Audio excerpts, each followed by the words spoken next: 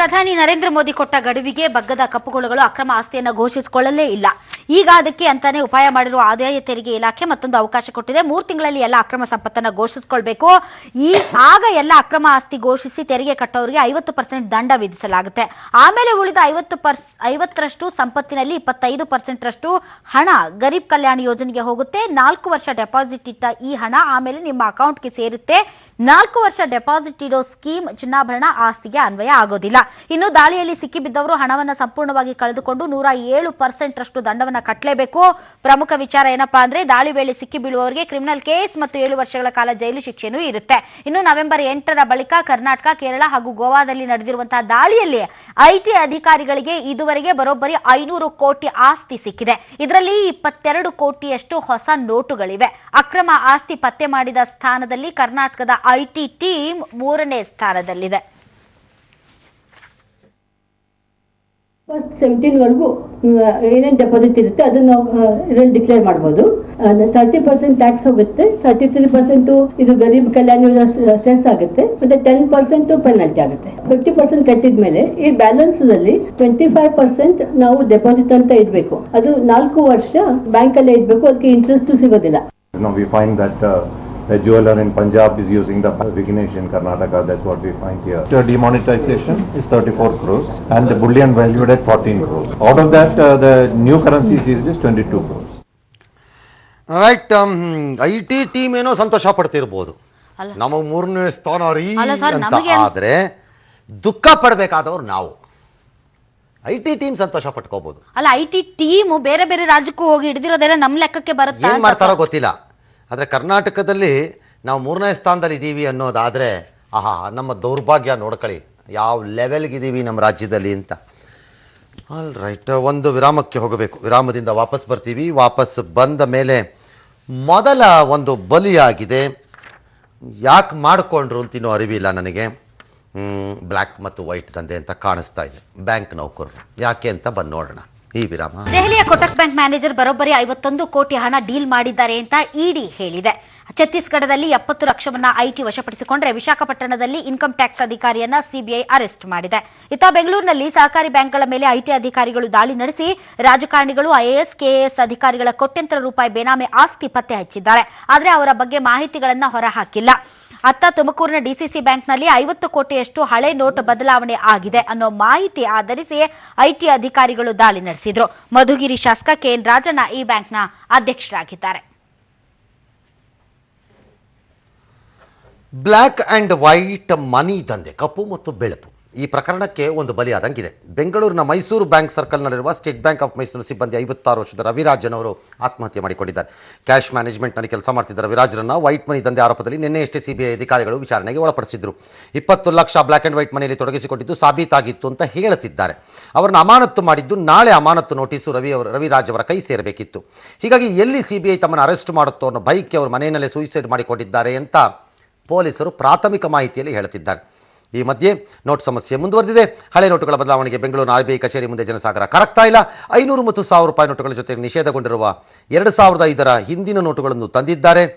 Dash ಇವೆಲ್ಲ problem. ಆದರೆ digital ಕ್ರಾಂತಿಗೆ ಬೆಂಗಳೂರು ನಿಧಾನವಾಗಿ ಹೊಂದಿಕೊಳ್ಳುವ ಲಕ್ಷಣ ತೋರಿಸ್ತಾ ಇದೆ. ಮಲ್ಲೇಶ್ವರಂನ ಸುಲಭ ಶೌಚಾಲಯದಲ್ಲಿ ಪೇಟಿಎಮ್ಮನ್ನು ಅಳವಡಿಸಿದ್ದಾರೆ. ಸುಲಭ ಶೌಚಾಲಯ 2 ರೂಪಾಯಿ ಇರಬೇಕು ಮೋಸ್ಟ್ಲಿ. ಬನಶಂಕರಿ ದೇವಾಲಯದಲ್ಲಿ ಹಳೆಯ 500 ರೂಪಾಯಿ ಹಾಗೂ 1000 ರೂಪಾಯಿ ಮುಖಬೆಲೆಯ ನೋಟಿನ ಕಂತೆ ಸಿಕ್ಕಿದೆ. ತುಂಬ ಪ್ರಾಬ್ಲಮ್ ಆಗ್ಬಿಟ್ಟಿದೆ. ಕೆಲಸ ಕಾರ್ಯ ಬಿಟ್ಟು ಬಂದು 2,000 ರೂಪಾಯಿ ಕಲಿಬೇಕು. 5,000 ಕೊಡಲ್ಲ, 2,000 ರೂಪಾಯಿ ಕೊಡ್ತಾರೆ. ದಿನ ಬಿಟ್ಟು ದಿನ ಬರಬೇಕು. ಇವಾಗ ಹಳೆ ನೋಟ್ 5,000 ಮೇಲೆ ಐತೆ, ತಗೊಂತಿಲ್ಲ, ಬರೀ 2,000 ಬೇಕು. ದೊಡ್ಡವ್ರು ಬಂದರೆ ಜಸ್ಟು ಇದು ದುಡ್ಡಿಲ್ಲ, ಚೇಂಜ್ ಇಲ್ಲ ಅಂದರೆ ಅವ್ರು ಅದನ್ನು ಬಿಡೋಕ್ಕೆ ಸಾಧ್ಯ ಇಲ್ಲ. ಅವ್ರು ಬರೋದು 1 ರೂಪಾಯಿ 2 ರೂಪಾಯಿನೂ ಚೇಂಜ್ ಇಲ್ಲ ಅಂದ್ಬಿಟ್ಟು ಹೋಗಿದ್ರೆ ಅವ್ರು ಹೆಂಗೆ ಅವರು ಜೀವನ ನಡೆಯೋಕ್ಕಾಗತ್ತೆ? ನಡ್ಸೋಕ್ಕಾಗಲ್ಲ. ಅದಕ್ಕೋಸ್ಕರನೇ ಅವರು ಪೇಟಿಎಮ್ ಹಾಕ್ಸ್ಕೊಂಡಿದ್ದಾರೆ. Paytm is very good. ಈ ಥರ ನಮ್ಮ ಇಂಡಿಯನ್ ಆ್ಯಪ್. ಓಕೆ, ಶೌಚಾಲಯದಲ್ಲಿ ಪೇಟಿಎಂ ಆಗುತ್ತೆ ಅನ್ನೋದಿದ್ರೆ ಯಾಕೆ ಆಗಬಾರ್ದು? ಅವ್ರ ಬದುಕೆ ನಡೆಯೋದು 1 ರೂಪಾಯಿ 2 ರೂಪಾಯಿನಲ್ಲಿ ತರಬೇಕು. ಬಟ್ ನೋಟ್ ಬ್ಯಾನ್ಗೂ 2 ರೂಪಾಯಿಗೂ ಸಂಬಂಧ ಇಲ್ವಲ್ಲ. 2 ರೂಪಾಯಿ ಕಾಯಿನ್ ಮೊದಲು ಇತ್ತಲ್ಲ, ಅದೇನು ಹಿಂದಕ್ಕೆ ಮುಂದಕ್ಕೆ ಹೋಗಿಲ್ವಲ್ಲ ಎಲ್ಲವೇ. ಆಲ್ ರೈಟ್, ಏನೋ ಮಾಡ್ಕೊಳ್ಳಿ ಜನ, ನೋಡೋಣ. ನೋಟ್ ಬ್ಯಾಕ್ ಎಫೆಕ್ಟ್ ರಾಜ್ಯದ ಆರ್ಥಿಕತೆಗೆ ಪೆಟ್ಟು ಕೊಟ್ಟಿದೆ ಅಂತ ಹೇಳ್ತಿದ್ದಾರೆ. ರಾಜ್ಯದಲ್ಲಿ ತೆರಿಗೆ ಸಂಗ್ರಹದಲ್ಲಿ ಗಣನೀಯ ಕುಸಿತ ಕಂಡಿದೆ. ನೋಟ್ ಬ್ಯಾನಿಂದ ರಿಯಲ್ ಎಸ್ಟೇಟ್ ಬಿದ್ದು ಹೋಗಿದೆ, ಎಲ್ಲರಿಗೂ ಗೊತ್ತು. ರೇಸ್ ಆಡೋರು ಕಡಿಮೆ ಆಗಿದ್ದಾರೆ, ವೆರಿ ಗುಡ್. ಇನ್ನೂ ನಿಂತು ಹೋಗ್ಬಿಡ್ಬೇಕದು ನನ್ನ ಪ್ರಕಾರ. ಹಾಗಾಗಿ ವಿಲಾಸಿ ತೆರಿಗೆ ಕಲೆಕ್ಟ್ ಆಗ್ತಿಲ್ವಂತೆ. ಇದನ್ನು ಹೇಳಿದ್ರೆ ಚೀಫ್ ಮಿನಿಸ್ಟರ್ ಇನ್ನಾದರೂ ಹೊಸ ಟ್ಯಾಕ್ಸ್ ತರ್ಬೋದೇನೋ. CM ಸಿದ್ದರಾಮಯ್ಯ ನಡೆಸಿದ ಪ್ರಗತಿ ಪರಿಶೀಲನಾ ಸಭೆಯಲ್ಲಿ ಅಧಿಕಾರಿಗಳು ವಿವಿಧ ಮಾಹಿತಿಗಳನ್ನು ಕೊಟ್ಟಿದ್ದಾರೆ. ವಾಣಿಜ್ಯ ತೆರಿಗೆ, ನೋಂದಣಿ ಮತ್ತು ಮುದ್ರಾಂಕ, ಅಬಕಾರಿ, ಮೋಟಾರು ವಾಹನ ತೆರಿಗೆ ಕೂಡ ಕಡಿಮೆ ಆಗಿದೆ. ಇದರಿಂದ ವಿಚಲಿತರಾಗಿರುವ ಮುಖ್ಯಮಂತ್ರಿಗಳು ತೆರಿಗೆ ಸಂಗ್ರಹ ಗುರಿ ತಲುಪಿಸಲು ತಾಕೀತು ಮಾಡಿದ್ದಾರೆ. ವಾಣಿಜ್ಯ ತೆರಿಗೆ ಇಲಾಖೆಯ DC ಜಂಟಿ ಆಯುಕ್ತರಿಗೆ ಸೂಚನೆಗಳನ್ನು ಕೊಟ್ಟಿದ್ದಾರಂತೆ. ನಾಟ್ ಬ್ಯಾನ್ ನೆಪ ಹೇಳಬೇಡಿ ಅಂತ ಅಧಿಕಾರಿಗಳಿಗೆ ಟಾರ್ಗೆಟ್ ಕೊಟ್ಬಿಟ್ಟಿದ್ದಾರಂತೆ. ಟಾರ್ಗೆಟ್ ಕೊಟ್ಟಿದ್ದಾರೆ ಅಂದರೆ ಬಹುಜನರಿಗೆ ಸಮಸ್ಯೆ ಎಂದೇ ಅರ್ಥ. ಬರಬಾರದ ನೋಟಿಸ್ಗಳು, ಬರಬಾರದ ಪ್ರಶ್ನೆಗಳು, ಬರಬಾರದ ಹಳೆಯ ಖ್ಯಾತೆಗಳು ಎಲ್ಲವೂ ಹೊರಕ್ಕೆ ಬರಬಹುದು. 2016-17ನೇ ಸಾಲಿನಲ್ಲಿ ಸ್ವಂತ ತೆರಿಗೆಗಳಿಂದ 83,000 ಕೋಟಿ ಸಂಗ್ರಹ ಇದೆ. ಎಲ್ಲ ತೆರಿಗೆ ಮೂಲಗಳಿಂದ ಪ್ರತಿ ತಿಂಗಳು ಸುಮಾರು ಸರಾಸರಿ 6,500 ಕೋಟಿ ಆಗಬೇಕು. ಕಳೆದ 2 ತಿಂಗಳಿನಿಂದ ಇದು ಕುಸಿದಿದೆ. ರಾಜ್ಯದಲ್ಲಿ ನೋಂದಣಿ ಮತ್ತು ಮುದ್ರಾಂಕ ಶುಲ್ಕ ತೆರಿಗೆಯಲ್ಲಿ ಗಣನೀಯವಾಗಿ ಇಳಿದಿದ್ದರೆ ನೋಂದಣಿ ಮತ್ತು ಮುದ್ರಾ ಶುಲ್ಕದ ತೆರಿಗೆ ಸಂಗ್ರಹದಲ್ಲಿ 9,100 ಕೋಟಿ ರೂಪಾಯಿ ಗುರಿ ಇತ್ತು. ಆದರೆ ಇವೆಲ್ಲ ಬಿದ್ದೋಗಿದೆ, ಆಗಿದೆ. ಈಗ ಅಬಕಾರಿ ತೆರಿಗೆನಲ್ಲೂ ಬಿದ್ದಿದೆ. ಒಟ್ಟು 2016 16,510 ಕೋಟಿ ಮಾಡಬೇಕಾಗಿತ್ತು ಅಬಕಾರಿ, ಅದು ಬಿದ್ದಿದೆ. ಲೆಟ್ ಸಿ ಏನಾಗುತ್ತೆ. ರಿಯಲ್ ಎಸ್ಟೇಟ್ ತಕ್ಷಣಕ್ಕೆ ಚೇತರಿಸಿಕೊಳ್ಳುವ ಲಕ್ಷಣ ಇಲ್ಲ. 2 ಏಟ್ ಬೀಳುತ್ತೆ. ರಿಯಲ್ ಎಸ್ಟೇಟ್ ಬಿದ್ದಿದೆ. ಈಗ ರಿಯಲ್ ಎಸ್ಟೇಟ್ ರೆಗ್ಯುಲೇಷನ್ ಆ್ಯಕ್ಟ್ ಒಂದು ಬಂದಿದೆ. ಅದರಲ್ಲಿ ಭಾಳ ಬಿಲ್ಡರ್ಗಳಿಗೆ ಏಟ್ ಬೀಳುತ್ತೆ. ಅದರಲ್ಲಿ ಇನ್ನು ಮುಂದಕ್ಕೆ ಬಾಯಿಗೆ ಬಂದಂಗೆಲ್ಲ ಮಾಡ್ಕೊಂಡೋದ್ರೆ ಆಗಲ್ಲ. ಅದರಲ್ಲಿ ಸಿಕ್ಕಾಕೋತಾರೆ. ಇವತ್ತು ಅನೌನ್ಸ್ ಮಾಡಿಬಿಡೋದು, ಅರ್ಜೆಂಟಾಗಿ ಇಷ್ಟು ದುಡ್ಡು ಇಸ್ಕೊಂಬಿಡೋದು, ಯಾವ್ಯಾವತ್ತು 10 ವರ್ಷ ಆದರೂ ಕಟ್ಟದೇ ಇರೋದು, ಬಾಯಿಗೆ ಬಂದಂಗೆ ಕಟ್ಬಿಡೋದು, ಹೇಳ್ದಾಗ ಒಂದು ತೋರಿಸೋದು, ಆಮೇಲೆ ಕಟ್ಟೋದು ಒಂದು ಕಟ್ಟೋದು, ಇದೆಲ್ಲ ತಗಲ್ಕೋತಾರೆ ಈಗ ಅಲ್ಲೋಗಿ. ಹಾಗಾಗಿ ಅಲ್ಲೊಂದು ಏಟ್ ಬೀಳುತ್ತೆ ಅವ್ರಿಗೀಗ. ಎರಡನೇದು ಬೇನಾಮಿ ಆ್ಯಕ್ಟಲ್ಲಿ ಇನ್ನೊಂದು ಏಟ್ ಬೀಳುತ್ತೆ. ಈಗ ಅಲ್ಲೊಂದು ಏಟ್ ಬೀಳುತ್ತೆ. ಯಾಕಂದರೆ ಖರೀದಿ ಮಾಡೋರು ಬೇನಾಮಿ ಪರ್ಚೇಸಸ್ಸು ಕಷ್ಟ ಆಗ್ತಾ ಹೋಗ್ಬೋದು. ಮೂರನೇದು ನೋಟ್ ಬ್ಯಾನ್ ಆಗಿ ರೆಗ್ಯುಲರೈಸ್ ಆಗಿ ವೈಟ್ ಕಡೆಗೆ ಬಂದಾಗ ಬ್ಲ್ಯಾಕ್ ಮೂಮೆಂಟು ಅಂದರೆ ಕಪ್ಪು ಹಣದ ಸರಾಗವಾಗಿ ಹರಿಯುವುದು ನಿಲ್ಲುವುದಾದರೆ ಅಥವಾ ಕಡಿಮೆ ಆಗೋದಾದರೆ ಅಲ್ಲೊಂದಷ್ಟು ಏಟ್ ಬೀಳುತ್ತೆ. ಹಾಗಾಗಿ ತಕ್ಷಣಕ್ಕೆ ರಿಯಲ್ ಎಸ್ಟೇಟ್ ಚೇತರಿಸ್ಕೊಳ್ಳುತ್ತೆ ಅಂತ ಹೇಳೋಕ್ಕಾಗಲ್ಲ ಈಗ ಸದ್ಯಕ್ಕೆ. ಇನ್ನು ವಾಹನಗಳದ್ದು ಚೇತರಿಸ್ಕೋಬಹುದು ಅನ್ಸತ್ತೆ ನನಗೆ. ಕಾರಣ ಬಹುತೇಕ ವಾಹನಗಳಿಗೆ ಪಾರ್ಟ್ಲಿ ಲೋನ್ ವ್ಯವಸ್ಥೆನೂ ಇರುತ್ತೆ. ಹಾಗಾಗಿ ಲೋನ್ಗೆ ಹೋಗೋಕ್ಕೆ ಅಷ್ಟು ಸಮಸ್ಯೆ ಆಗಲಿಕ್ಕಿಲ್ಲ ಅನ್ಸತ್ತೆ. ವಾಹನಗಳು ಚೇತರಿಸ್ಕೋಬಹುದು ಇನ್ನೊಂದು ತಿಂಗಳಲ್ಲೋ 2 ತಿಂಗಳಲ್ಲೋ, ಎಕ್ಸೆಪ್ಟ್ 2 ವೀಲರ್ ಅಂತ ಕಾಣುತ್ತೆ. ಬಿಕಾಸ್ 2 ವೀಲರ್ನಲ್ಲಿ ದ್ವಿಚಕ್ರ ವಾಹನಗಳ ಬಿಸ್ನೆಸ್ ಬಹುತೇಕ ಕ್ಯಾಶಲ್ಲಿ ಇರುತ್ತೆ. 40,000 50,000 ಈ ಥರ ಇರೋದ್ರಿಂದ ಅದು ಕ್ಯಾಶಲ್ಲೇ ಇರುತ್ತೆ, ತುಂಬ ಬಿಸ್ನೆಸ್. ಕಾರುಗಳು ಚೇತರಿಸ್ಕೋಬಹುದು ಅಂತ ಕಾಣುತ್ತೆ. ಇನ್ನು ಗುಂಡು ಯಾಕೆ ಕಡಿಮೆ ಆಯಿತು ನನಗೆ ಅರ್ಥ ಆಗ್ತಾ ಇಲ್ಲ. ಜಾಸ್ತಿ ಆಗತ್ತೆ ಅಂತ ನಾನು ಲೆಕ್ಕ ಹಾಕಿದ್ದೆ. ಟೆನ್ಷನ್ಗೆ 2 ಪೆಗ್ ಬಿಕಮ್ 4 ಅಂತ ಲೆಕ್ಕ ಹಾಕಿದ್ದೆ. ಅದೆಲ್ಲೋ ರಿವರ್ಸ್ ಆಗಿದೆ. ಟೆನ್ಷನ್ನಲ್ಲಿ ಜನ ಕುಡಿಯೋದನ್ನೇ ಬಿಟ್ಬಿಟ್ರೋ ಏನೋ ನನಗೆ ಅರಿವಾಗ್ತಿಲ್ಲ. ಇನ್ನು ರೇಸು ಅದು ಆ ಬಾಲ ಹಿಡ್ಕೊಂಡು ಹೋಗೋರು ಹೇಳ್ಕೊಳ್ಳಿ ಬಿಡಿ, ನಮ್ಗೆ ಯಾಕೆ ಹೋಗೋದು.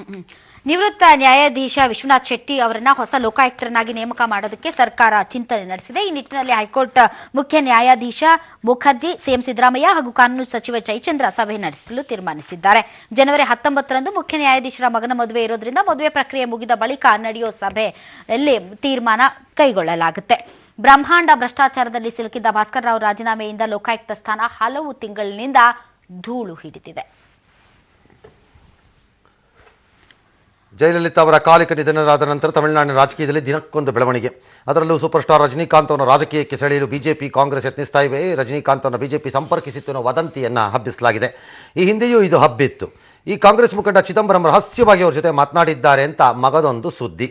ಮತ್ತೊಂದು ಕಡೆ ಶಶಿಕಲಾ ಅವರನ್ನು ನಟ ಅಜಿತ್ ಸಹ ಭೇಟಿಯಾಗಿದ್ದಾರೆ ಅಂತ ಇದ್ದಾರೆ. ಡ್ಯಾಶ್ ಡ್ಯಾಶ್ ಗಲಾಟೆನೋ ಗಲಾಟೆ. ಈ ಮಧ್ಯೆ ಜಯಲಲಿತಾ ಅವರು ಇದ್ದಾಗಲೇ ಅವರಿಂದಲೇ ಸಸ್ಪೆಂಡ್ ಆಗಿ ಪಕ್ಷದಿಂದ ವಜಾ ಆಗಿದ್ದಂತಹ ಶಶಿಕಲಾ ಪುಷ್ಪ ಅವರನ್ನ ಮತ್ತು ಅವರ ಪತಿ ಹಾಗೂ ಅವರ ವಕೀಲೆಯರನ್ನ ಶಶಿಕಲಾ ಜಯಲಲಿತಾ ಜೊತೆ ಇರುವ ಶಶಿಕಲಾ ಬೆಂಬಲಿಗರು 4 ಬಾರಿಸಿದ್ದಾರೆ. ಭಾಳ ಗಲಾಟೆ ನಡೆದಿದೆ. ಆಲ್ ರೈಟ್, ಈ ಎಲ್ಲ ಗಲಾಟೆಗಳ ಮಧ್ಯೆ ನಾವು ನಮ್ಮ ಕೆಲಸಕ್ಕೆ ಹೋಗೋಣ. ಅದು ನೀವು ಇಷ್ಟಪಡಬಹುದಾದ ಕೆಲಸ. ನಮ್ಮ ಪಬ್ಲಿಕ್ ಹೀರೋನ್ ಕರ್ಕೊಂಡು ವಾಪಸ್ ಬರ್ತೀವಿ. ವಿರಾಮ. ಬಿಜೆಪಿ ಇಂದಿನಿಂದ ಬರ ಅಧ್ಯಯನ ಆರಂಭಿಸಿದೆ. ಬರ ಅಧ್ಯಯನಕ್ಕೂ ಮುನ್ನ ತುಮಕೂರಿನ ಸಿದ್ಧಗಂಗಾ ಮಠಕ್ಕೆ ಯಡಿಯೂರಪ್ಪ, ಶೋಭಾ ಕರಂದ್ಲಾಜೆ ಭೇಟಿ ನೀಡಿ ಆಶೀರ್ವಾದ ಪಡೆದರು. ಈ ವೇಳೆ ಮಾತನಾಡಿದ BSY, ಬರಗಾಲದ ವಿಚಾರದಲ್ಲಿ ಪ್ರಧಾನಿ ವಿರುದ್ಧ ಬೊಟ್ಟು ಮಾಡ್ತಿರೋ CM ಸಿದ್ದರಾಮಯ್ಯ ರೈತರ ಸಮಸ್ಯೆಗೆ ಸ್ಪಂದಿಸಿದ್ದಾರಾ ಅಂತ ಪ್ರಶ್ನಿಸಿದ್ರು. ಇನ್ನು ಈಶ್ವರಪ್ಪ ಅವರ ಬಗ್ಗೆ ನಾನು ಪ್ರತಿಕ್ರಿಯಿಸಲ್ಲ ಅಂದ್ರು. ಆನೇಕಲ್ನಲ್ಲಿ ಜಗದೀಶ್ ಶೆಟ್ಟರ್ ನೇತೃತ್ವದ ತಂಡ, ಮದ್ದೂರು ಮತ್ತು ಮಳವಳ್ಳಿ ತಾಲೂಕಿನಲ್ಲಿ ಅಶೋಕ್ ತಂಡ ಬರ ಪರಿಸ್ಥಿತಿ ಬರ ಪರಿಸ್ಥಿತಿಯ ಅಧ್ಯಯನ ನಡೆಸಿತು. ಈ ವೇಳೆ ದಯಮಾಡಿ ಜನ ಜಾನುವಾರುಗಳಿಗೆ ನೀರು ಕೊಡಿ, ರಾಜಕಾರಣಿಗಳ ಪದೇ ಪದೇ ಬರ ಅಧ್ಯಯನದಿಂದ ಏನು ಪ್ರಯೋಜನ ಆಗಲ್ಲ ಅಂತ ರೈತರು ಕೇಳಿಕೊಂಡ್ರು. ರೈಟ್. ಮಾಜಿ ಮಂತ್ರಿ ಮೇಟಿ ಅವರ ರಾಸಲೀಲೆ ಪ್ರಕರಣದಲ್ಲಿ ಸಂತ್ರಸ್ತ ಮಹಿಳೆ ದೂರು ಕೊಟ್ಟಿರುವ ಹಿನ್ನೆಲೆಯಲ್ಲಿ ಆರೋಪಿಗಳಿಗೆ ನಿರೀಕ್ಷಣಾ ಜಾಮೀನನ್ನು ಜಿಲ್ಲಾ ನ್ಯಾಯಾಲಯ ತಿರಸ್ಕರಿಸಿದೆ. ಅಲ್ಲದೆ ಆಕ್ಷೇಪಣೆ ಸಲ್ಲಿಸಲು ಸಿಐಡಿಗೆ ಜನವರಿ 4ರವರೆಗೆ ಕಾಲಾವಕಾಶ ಕೊಟ್ಟಿದೆ. 3 ದಿನಗಳಿಂದ ಬಾಗಲಕೋಟೆಯಲ್ಲಿ ಬೀಡುಬಿಟ್ಟಿರುವ ಸಿಐಡಿ ತಂಡ ತನಿಖೆ ಚುರುಕುಗೊಳಿಸಿ ಅಗತ್ಯ ಮಾಹಿತಿಯನ್ನು ಸಂಗ್ರಹಿಸ್ತಾನೆ ಇದೆ.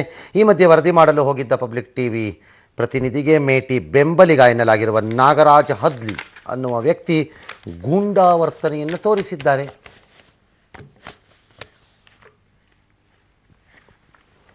ಇಲ್ಲಿಗೆ ಇವತ್ತಿನ ಬಿಗ್ ಬುಲೆಟಿನನ್ನು ನಾವು ಮುಗಿಸ್ತಾ ಇದ್ದೀವಿ. ಹೋಗ್ಬಿಟ್ಟು ಬರ್ತೀವಿ. ನಾಳೆಯಿಂದ ಸಹಜವಾಗಿ ನೋಟುಗಳ ಕಡೆಗೆ ಜಾಸ್ತಿ ಹೋಗ್ತೀವಿ. ಹೆಚ್ಚು ಆ ಸುದ್ದಿಗಳನ್ನು ನಿಮ್ಮ ಮುಂದೆ ಹಾಜರುಪಡಿಸ್ತೀವಿ. ಏನಾಗಬಹುದು ಏನಾಗಲ್ಲ ಪರಿಸ್ಥಿತಿ ಅನ್ನೋದನ್ನು ಹೇಳಕ್ಕೆ. ದುರ್ಭಿಕ್ಷ ಮಾಸದಿಂದ ಸುಭಿಕ್ಷ ಮಾಸದ ಕಡೆಗೆ ಹೆಜ್ಜೆ ಹಾಕುತ್ತೀವೋ ಅಥವಾ ಹೊಸ ವರ್ಷವು ಹಳೆಯ ವರ್ಷದಂತೆ ಹೆಜ್ಜೆ ಹಾಕುತ್ತಾ ಸಾಗುತ್ತೀವೋ ಗೊತ್ತಿಲ್ಲ. ಈ ಎಲ್ಲದಕ್ಕೂ ಇನ್ನು 3 ದಿನಗಳ ಕಾಲಾವಕಾಶ ಇದೆ.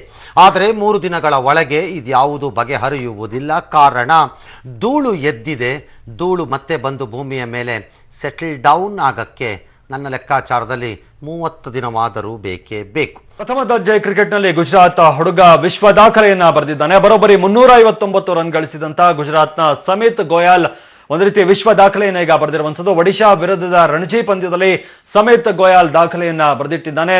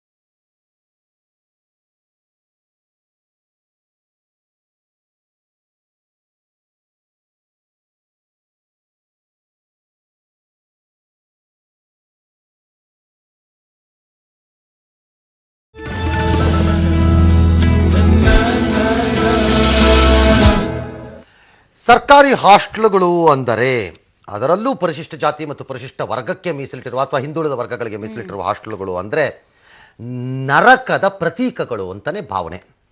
ಅದರ ಮೇಲುಸ್ತುವಾರಿ ವಹಿಸುವವರಂತುವೆ ನರಕ ಅಂದ ಮೇಲೆ ಅದರ ಒಡೆಯರ ಪ್ರತೀಕವೆಂದೇ ಭಾವನೆ.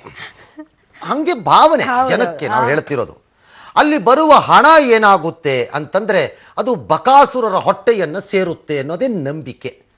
ಅಂತಹದರ ಮಧ್ಯೆ ಒಂದು ಹಾಸ್ಟೆಲ್ನ ಒಬ್ಬ ವಾರ್ಡನ್ನು ಅಪವಾದವಾಗಿ ಕೆಲಸ ಮಾಡ್ತಾರೆ ಅಂದರೆ ಅವ್ರನ್ನ ಹೀರೋ ಮಾಡ್ತೀವಿ. ಇನ್ನು ಏನು ಮಾಡಬೇಕು ನಾವು ನೋಡಿ.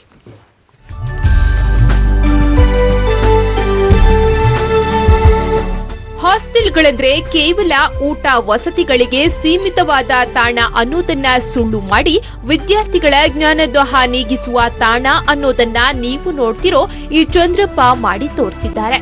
ಹಾಸ್ಟೆಲ್ನಲ್ಲೇ ಗ್ರಂಥಾಲಯ ತೆರೆದು ವಿದ್ಯಾರ್ಥಿಗಳ ಭವಿಷ್ಯ ರೂಪಿಸುತ್ತಿದ್ದಾರೆ.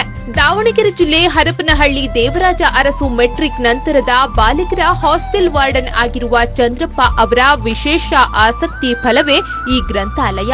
ಹಾಸ್ಟೆಲ್ನಲ್ಲಿ ಪಿಯುಸಿಯಿಂದ B.Ed ವರೆಗೆ 150 ವಿದ್ಯಾರ್ಥಿಗಳಿದ್ದು ವಿದ್ಯಾರ್ಥಿ ದೆಸೆಯಲ್ಲೇ ಸ್ಪರ್ಧಾತ್ಮಕ ಪರೀಕ್ಷೆಗಳಲ್ಲಿ ಪಾಸಾಗಿ ಸರ್ಕಾರಿ ಕೆಲಸ ಪಡೆದಿದ್ದಾರೆ. ಮನೆಯಲ್ಲೂ ಸಿಗದ ಸೌಲಭ್ಯ ಇಲ್ಲಿ ಸಿಗ್ತಿದೆ ಅಂತ ವಿದ್ಯಾರ್ಥಿಗಳು ಹೇಳ್ತಿದ್ದಾರೆ.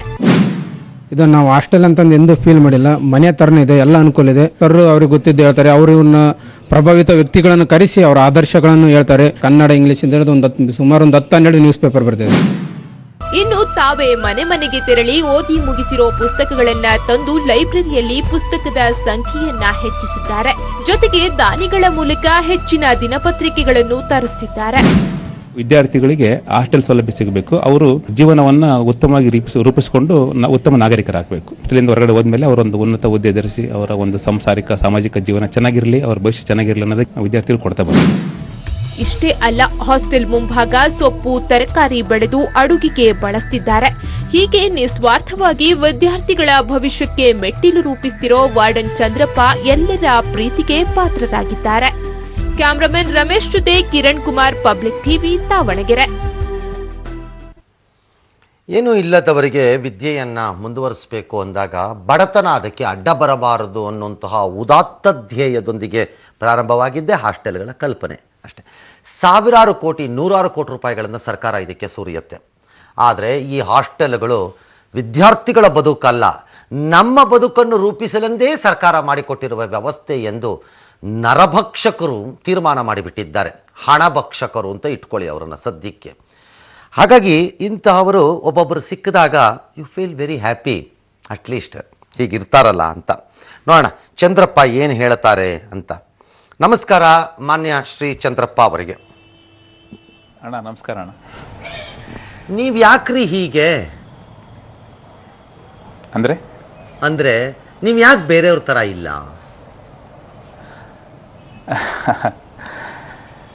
ಗಾಡ್ ಗಿಫ್ಟ್ ಇರ್ಬೇಕು ಸರ್. ನನಗೆ ಈ ಪ್ರಶ್ನೆ ಅದಾಗದೇ ಬಂತು, ತಯಾರಿ ಮಾಡ್ಕೊಳ್ಳಿಲ್ಲ ನಾನು ಇದಕ್ಕೆ, ಈ ಪ್ರಶ್ನೆಗೆ ಅದಾಗದೇ ಬಂತು. ಸರ್, ಇದನ್ನೇ ನಾನು ಬೆಳಕು ಅಂತ ಕರೆಯೋದು. ಎಲ್ಲ ಕಡೆ ಕತ್ತಲು ಕಾಣಿಸ್ದಾಗ ಈ ಥರ ಒಬ್ರು ಕಾಣಿಸ್ಬಿಟ್ರೆ ನಮ್ಗೆ ಅದೇ ಬೆಳಕು ಅಂತ ಕಾಣುತ್ತೆ. ಆಲ್ ರೈಟ್ ಚಂದ್ರಪ್ಪನವರೇ, ಯಾವಾಗ ಸೇರ್ಕೊಂಡ್ರಿ ನೀವು ಇಲಾಖೆನ? 2002 ಸರ್. 2002 ನವೆಂಬರ್ 11ಕ್ಕೆ ಈ ಡಿಪಾರ್ಟ್ಮೆಂಟ್ ಏನಾಗಿ ಸೇರ್ಕೊಂಡ್ರಿ? ನಿಲಯ ಮೇಲ್ವಿಚಾರಕರಾಗಿ ಸೇರ್ಕೊಂಡ್ವಿ ಸರ್. ನಿಮ್ಮೂರು ಯಾವುದು ಸರ್? ನಮ್ಮದು ದಾವಣಗೆರೆ ಜಿಲ್ಲೆ ಹರಿಹರ ತಾಲೂಕು ನಿಟ್ಟೂರು. ನಿಮ್ಮ ಬ್ಯಾಕ್ಗ್ರೌಂಡ್ ಏನು? ನಿಮ್ಮ ತಂದೆ ಏನು? ನಿಮ್ಮ ತಾಯಿ ಏನು? ನಮ್ಮ ತಂದೆ ಕೃಷಿಕರು ಸರ್. ನಮ್ಮದು ಬಡತನ ಹಿನ್ನೆಲೆಯಿಂದ ಬಂದಿರತಕ್ಕಂಥ ಕುಟುಂಬ. ನಮ್ಮ ತಂದೆ ತಾಯಿ, ನಾವು 7 ಜನ ಅಣ್ಣ ತಮ್ಮಿದ್ರು, 2 ಅಕ್ಕ ತಂಗಿಯರು. ನೀವು ಹೇಗೆ ಓದಿದ್ರಿ ಸರ್? ನಾನು ಹಾಸ್ಟೆಲ್ನಿಂದ ಸರ್. ನನಗೆ ಪ್ರೈಮರಿ ಸ್ಕೂಲಿಂದ ಹಾಸ್ಟೆಲ್ ಹೇಗಿತ್ತು? ಆಗಿನ ಕಾಲಕ್ಕೆ ತಕ್ಕನಂಗೆ ಅವಾಗ ಏನು ಸರ್ಕಾರ ಇಲಾಖೆ ನಿಯಮ ಇತ್ತು ಆ ರೀತಿ ಅವಾಗ ಹಾಸ್ಟೆಲ್ ಇತ್ತು ಸರ್. ಅವಾಗ ಹಾಗಿದ್ರೆ ಕಾಲಕ್ರಮೇಣ ನಾವು ಸರ್ ಹೇಳಿ ಕಾಲಕ್ರಮೇಣ ನಾವು ಇಲಾಖೆಗೆ ಬಂದು ಸೇರಿಕೊಂಡಾಗ ಇಲಾಖೆ ನೀತಿ ನಿಯಮಗಳೆಲ್ಲ ಬದಲಾದವು, ಹೊಸ ಸೌಲಭ್ಯಗಳು ಕೂಡ ಬಂದವು. ಸೌಲಭ್ಯಗಳು ಬಂದಿಲ್ಲ ಅಂತ ನಾನು ಹೇಳಲ್ಲ, ಸರ್ಕಾರದಿಂದ ಹಣನೂ ಬಂದಿದೆ, ಸೌಲಭ್ಯಗಳು ಬಂದಿದೆ. ಆದರೆ ಮಧ್ಯದಲ್ಲಿ ಹುಟ್ಟುಕೊಂಡಿರುವಂತಹ ಮಹಾಪ್ರಭೂತಿಗಳನ್ನು ನಮ್ಮ ಕೈಲಿ ತಡೆಯಕ್ಕಾಗಲ್ಲ. ಒಂದೊಂದ್ಸರಿ ನಾಚಿಕೆ ಆಗತ್ತೆ, ಒಂದೊಂದ್ಸರಿ ಅವಮಾನ ಆಗತ್ತೆ, ಒಂದೊಂದ್ಸರಿ ಕೋಪ ಬರುತ್ತೆ, ಒಂದೊಂದ್ಸರ್ತಿ ರೊಚ್ಚಿಗೆ ಎದ್ದು ಸಿಕ್ಕಿದ ಕಡೆ ಬಾರಿಸ್ಬಿಟ್ಟು ತಲೆ ಹೊಡೆದಾಕ್ಬಿಡ್ಬೇಕು ಅನ್ಸತ್ತೆ. ನಾನೇ ಎಷ್ಟೋ ಸರಿ ಹಾಸ್ಟೆಲ್ ಹುಡುಗರು ನನಗೆ ಫೋನ್ ಮಾಡಿದಾಗ ಎಲ್ಲರೂ ಕಟ್ಟಾಕ್ಬಿಟ್ಟು 4 ಹೊಡೆದು ಸಾಯಿಸ್ಬಿಡ್ಬೇಕು ಅನಿಸ್ಬಿಡುತ್ತೆ, ಅಷ್ಟು ಕೋಪ ಬಂದಿರುತ್ತೆ ನನಗೆ ಒಂದೊಂದ್ಸರಿ. ಮಕ್ಕಳ ದಿಂಬು, ಬಟ್ಟೆ, ಬೆಡ್ಶೀಟು, ಅದರಲ್ಲೂ ಬಿಡಲ್ಲ. ಅಂಥವರ ಮಧ್ಯೆ ಚಂದ್ರಪ್ಪನವರೇ, ನೀವು ಈ ರೀತಿ ಒಂದು ರೀತಿ ವಜ್ರದ ಥರ ಹೊಳಿತಾ ಇದ್ದೀರಲ್ಲ, ನಿಮ್ಮ ನನ್ನ ಬೆಪ್ಪು ಅಂತ ಕರೀಲೋ, ಪೆದ್ದ ಅಂತ ಕರೀಲೋ, ಅನ್ಬಿಲೀವಬಲ್ ಫೆಲೋ ಅಂತ ಕರೀಲೋ, ಏನಂತ ಕರೀಲಿ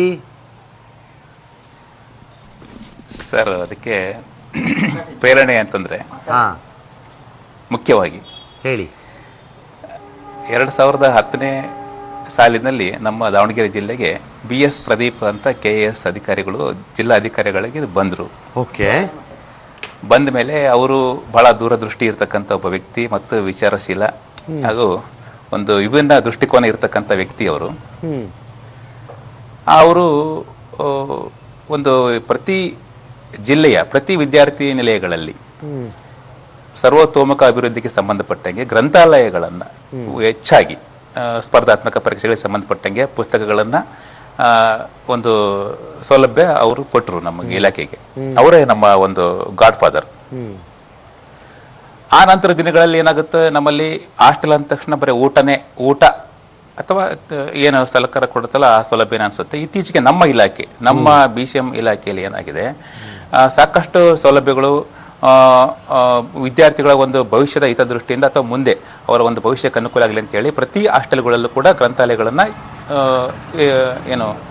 ಅದಕ್ಕೋಸ್ಕರ ಒಂದು ಪ್ರತ್ಯೇಕ ಕೊಠಡಿ ನಿರ್ಮಾಣ ಮಾಡ್ತಿದ್ದಾರೆ ಸರ್. ನಮ್ಮಲ್ಲಿ ಪ್ರತ್ಯೇಕ ಕೊಠಡಿನೇ ಗ್ರಂಥಾಲಯಕ್ಕೋಸ್ಕರನೇ.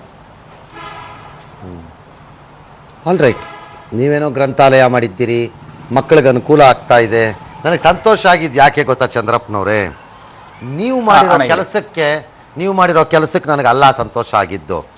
ಅಲ್ಲೊಂದು ಮಗು ಹೇಳ್ತಿತ್ತು, ನಮಗಿದು ಹಾಸ್ಟೆಲ್ ಅನ್ಸಲ್ಲ, ಮನೆ ಥರ ಅನ್ಸತ್ತೆ ನಮಗೆ ಅಂತ. ಅದು ನನಗೆ ಖುಷಿಯಾಗಿದ್ದಿದ್ದು. ನೀವು ಮಾಡಿದ್ದು ಒಳ್ಳೆ ಕೆಲಸ, ಕೆಟ್ಟ ಕೆಲಸ ಅಲ್ಲ, ಖುಷಿಯಾಗಿದ್ದಿದ್ದು ಅಲ್ಲಿ. ಹೋಲಿ ಬಿಡಿ ಸರ್, ಹೆಂಗೋ ಮಾಡ್ಕೊಂಡು ಹೋಗ್ತಾ ಇದ್ದೀರಿ, ಮಾಡಿ. ಸದೆ ಎಲ್ಲ ಬೆಳೀತೀರಲ್ಲ, ಅದಕ್ಕೆಲ್ಲ ಮಕ್ಕಳು ಕೋಆಪರೇಷನ್ ಮಾಡ್ತಾರ ಸರ್? ಖಂಡಿತ ಸರ್, ಖಂಡಿತ ಮಾಡ್ತಾರೆ. ನಮ್ ಬೆಂಗಳೂರು ಕಡೆ ಎಲ್ಲ ಏನಾದ್ರು ಟೀಚರು ಪಾಪು ಅಲ್ಲಿರೋ ಪೆನ್ ತಗೊಂಬ ಅಂತಂದ್ರೆ ಟಕಾರ ಅಂತ ಪೇರೆಂಟ್ಸ್ ಸ್ಟಾರ್ಟ್ ಮಾಡ್ತಾರೆ. What do you think of my child? You think it is a labour ಅಂತ ಸ್ಟಾರ್ಟ್ ಮಾಡ್ಬಿಡ್ತಾರೆ. ಆಮೇಲೆ ನಿಮ್ ಕಡೆ ಬಂದಿಲ್ಲ ತಾನೇ ಪ್ರಾಬ್ಲಮ್ ಸರ್? ಆ ತರ ಇಲ್ಲ, ಎಲ್ಲ ಕೃಷಿಕರ ಮಕ್ಕಳು ಜಾಸ್ತಿ ಇರೋದ್ರಿಂದ ನಮ್ಮ ತಾಲೂಕಲ್ಲಿ ಎಲ್ಲ ಮಕ್ಕಳು ಕೂಡ ಅದರಲ್ಲಿ ಸಂಪೂರ್ಣ ಸಕ್ರಿಯವಾಗಿ ತೊಡ್ಕೊಂತಾರೆ. ಆಮೇಲೆ ನಮ್ಮ ನೀವು ಬಹಳ ಪುಣ್ಯ ಮಕ್ಕಳು ನಿಂತ್ಕೋಬೇಕಾಗಿತ್ತು. ಏನ್ ಸಾರ್ ಬ್ಯಾಕ್ವರ್ಡ್ ಕ್ಲಾಸ್ ಹಾಸ್ಟೆಲ್ಗೆ ಬಂದು ತರಕಾರಿ ಬೆಳೆ ಹಾಕ ಬಂದಿದ್ದ ನನ್ ಚಂದ್ರಪ್ಪ ಧಿಕ್ಕಾರ ಅಂತ ಸ್ಟಾರ್ಟ್ ಆಗ್ಬೇಕಾಗಿತ್ತಪ್ಪ. ಅದರಿಂದ ನಿಮ್ಗೆ ಹೇಳಕ್ ಮೊದಲು ಥ್ಯಾಂಕ್ ಯು ಸರ್. ಮೊದಲು ಆ ಹುಡುಗರುಗಳಿಗೆ ನನ್ನ ಪರವಾಗಿ ನಾಳೆ ಒಂದು ಸಭೆ ನಡೆಸಿ ನಾನೇ ದುಡ್ಡು ಕೊಡ್ತೀನಿ ಬೇಕಾದ್ರೆ ಅಲ್ಲೆಲ್ಲರೂ ಲೋಕಲಿ ಒಂದು ಜಾಮೂನ್ ತಗೊಂಬಂದು ಎಲ್ಲರಿಗೂ ಹಾಕ್ಬಿಡ್ರಿ ಊಟದಲ್ಲಿ. ಖಂಡಿತ ಸರ್, ನನ್ನ ಹೆಸರಲ್ಲಿ ಹಾಕ್ಬಿಡಿ. ದುಡ್ಡು ಸ್ವಲ್ಪ ನೋಟಿ ವ್ಯವಹಾರ ಎಲ್ಲ ಸರಿ ಆದ್ಮೇಲೆ ಕಳಿಸ್ಕೊಡ್ತೀನಿ. ಆಗ್ಲಿ ಸರ್, ಆಗಲಿ ಸರ್. ಇನ್ನೊಂದು ಇದಕ್ಕೆ ನಮ್ಮ ದಾವಣಗೆರೆ ನಮ್ಮ ಜಿಲ್ಲೆಯ BCM ಅಧಿಕಾರಿಗಳಾಗಿರ್ತಕ್ಕಂಥ ಶ್ರೀ ಸೈಯದ್ ಮನ್ಸೂರ್ ಬಾಷಾ ಸಾಹೇಬ್ರು ಸರಿ ಸ್ನೇಹಿತರ ತರ, ಮಾರ್ಗದರ್ಶಕ ತರ, ಸರಿ ಆಮೇಲೆ ಒಬ್ಬ ಅಧಿಕಾರಿಗಳಾಗಿ ಬಹಳ ಸಂತೋಷ ಸರ್. ಇಷ್ಟಪಟ್ಟು ಬಹಳ ಯಾರ್ಯಾರು ಕೆಲಸ ಮಾಡಕ್ಕೆ ಹೆಲ್ಪ್ ಮಾಡಿದ್ದಾರೆ ಅವ್ರಿಗೆಲ್ಲ ಥ್ಯಾಂಕ್ ಯು. ಆದ್ರೆ ಕೆಲಸ ಮಾಡಿ ಅಂತ ಹೇಳಕ್ ಈ ದೇಶದಲ್ಲಿ 100 ಜನ ಇದ್ದೀವಿ, ಕೆಲಸ ಮಾಡೋ ಮನಸ್ಸಿರೋ ಜನ 10 ಇರೋದು. ಹಾಗಾಗಿ ಹೇಳುವವರಿಗಿಂತ ಮನಸ್ಸಿರುವವರು ಬೇಕು. ನೀವು ಆ ಮನಸ್ಸಿನ ಪ್ರದರ್ಶನ ಮಾಡ್ತಾ ಇದ್ದೀರಿ, ಹಾಗಾಗಿ ಹೀಗಾಗಿದೆ ಅಂತ ನಾನು ಅನ್ಕೊಂಡಿದ್ದೀನಿ. ನಿಮ್ಗೆ ಒಳ್ಳೇದಾಗ್ಲಿ, ಚೆನ್ನಾಗಿ ಮಾಡಬೇಕು. ನೀವೇನೋ ಕೇಳಕ್ ಹೊರಟಿದ್ರಿ, ಬೇಗ ಕೇಳಿ. ಅಲ್ಲ ಸರ್, ವಾರ್ಡನ್ ಅಂದ್ರೆ ಒಂಥರ ಹಿಟ್ಲರ್ ತರ, ಹಾಸ್ಟೆಲ್ ಅಲ್ಲಿ ಊಟ ಅಂದ್ರೆ ಅದು ಒಂದ್ ರೀತಿ ಪ್ರಾಣಿಗಳು ತಿನ್ನಲ್ಲ ಅನ್ನೋ ತರ. ಹಾಸ್ಟೆಲ್ ಊಟ ಅಂದ್ರೆ ಮಿನಿಮಮ್ ಹುಳ ಸಿಕ್ಬೇಕು, ಒಂದು ಮಿನಿಮಮ್ ಹಳೇದೊಂದು ಟೊಮಾಟೊ ಇರ್ಬೇಕು, ಆಮೇಲೆ ಕೆಟ್ಟ ವಾಸನೆ ಒಂದು ಬರ್ಬೇಕು, ಟಾಯ್ಲೆಟ್ಸ್ ಅಂತೂ ಡೋರ್ ಇರಬಾರ್ದು. ಇವೆಲ್ಲ ಸ್ಟ್ಯಾಂಡರ್ಡ್ ಇದೆಯಪ್ಪ. ಆ ಸ್ಟ್ಯಾಂಡರ್ಡ್ ನೀವು ವೈಲೇಟ್ ಮಾಡ್ತೀರಿ. ನಿಮ್ಗೊಂದು ವಿಷಯ ಗೊತ್ತಿರಲಿ, ನಮ್ಮಲ್ಲಿ ಏನಾಗಿದೆ, ಸ್ಟೂಡೆಂಟ್ಸ್ ಕಮಿಟಿ ಕೂಡ ಮಾಡಿದ್ದೀವಿ. ನಮ್ಮ ಹಾಸ್ಟೆಲ್ಗಳಲ್ಲಿ ಸ್ಟೂಡೆಂಟ್ಸ್ ಕಮಿಟಿ ಮಾಡಿದ್ದೀವಿ. Very good. ಫುಡ್ ಕಮಿಟಿ, ಆಮೇಲೆ ಕಲ್ಚರಲ್ ಕಮಿಟಿ, ತೋಟಗಾರಿಕೆ ಕಮಿಟಿ, ಗ್ರಂಥಾಲಯ ಕಮಿಟಿ, ಈ ತರ ವೆರೈಟಿ ಕಮಿಟಿಗಳನ್ನ ಮಾಡಿ ಅವ್ರಿಗೆ ಕಾರ್ಯಗಳನ್ನ ಹಂಚಿಬಿಟ್ಟಿದ್ವಿ ನಾವು. ಸರಿ, monthly meeting, monthly team change ಆಗುತ್ತೆ. ಅವರು ಅವ್ರವ್ರ ಅನುಭವಗಳನ್ನು ಹೇಳ್ತಾರೆ. ಆಮೇಲೆ ಊಟ ಏನಾದ್ರು ಸರಿಯಾಗಿ ಹೇಳಿದ್ರೆ ಅವ್ರವ್ರೆ ಕರೆಕ್ಷನ್ ಮಾಡ್ಕೊಂತಾರೆ. ಯಾರು ಅಕ್ಕಪಕ್ಕ ಮಕ್ಕಳನ್ನ ನಿಲ್ಲಿಸ್ಕೊಂಡಿದ್ದೀರೋ, ಒಬ್ಬರೇ ನಿಂತಿದ್ದೀರೋ? ಸರ್, ನಾನು ಇಲ್ಲೇ ಒಬ್ಬನೇ ಇದ್ದೀನಿ ಸರ್, ಇಲ್ಲಿ ನಿಮ್ಮ ಸ್ಟುಡಿಯೋದಲ್ಲಿ ಒಬ್ಬನೇ ಇದ್ದೀನಿ. ಸರಿ, ಎಲ್ಲ ಮಕ್ಕಳಿಗೆಲ್ಲ ಹೇಳಿ ಒಳ್ಳೇದಾಗ್ಲಿ, ನಿಮಗೂ ಒಳ್ಳೇದಾಗ್ಲಿ, ಶಕ್ತಿ ಚೆನ್ನಾಗಿರ್ಲಿ, ಈ ಮನಸ್ಸು ಕಲುಷಿತವಾಗದೇ ಇರಲಿ ಅಂತ ಅಷ್ಟೇ ನಾನು ಬಯಸೋದು. ಥ್ಯಾಂಕ್ ಯು ಶ್ರೀ ಚಂದ್ರಪ್ಪ ದಾವಣಗೆರೆಯಿಂದ. ಒಂದು ವಿರಾಮದಿಂದ ವಾಪಸ್ ಬರೋಣ. ಬಂದ ಮೇಲೆ ಉಳಿದ ಸುದ್ದಿ ನೋಡಿ.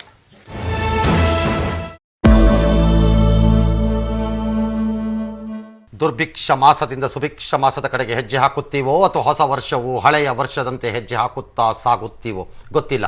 ಈ ಎಲ್ಲದಕ್ಕೂ ಇನ್ನು 3 ದಿನಗಳ ಕಾಲಾವಕಾಶ ಇದೆ. ಆದರೆ 3 ದಿನಗಳ ಒಳಗೆ ಇದ್ಯಾವುದು ಬಗೆಹರಿಯುವುದಿಲ್ಲ. ಕಾರಣ, ಧೂಳು ಎದ್ದಿದೆ.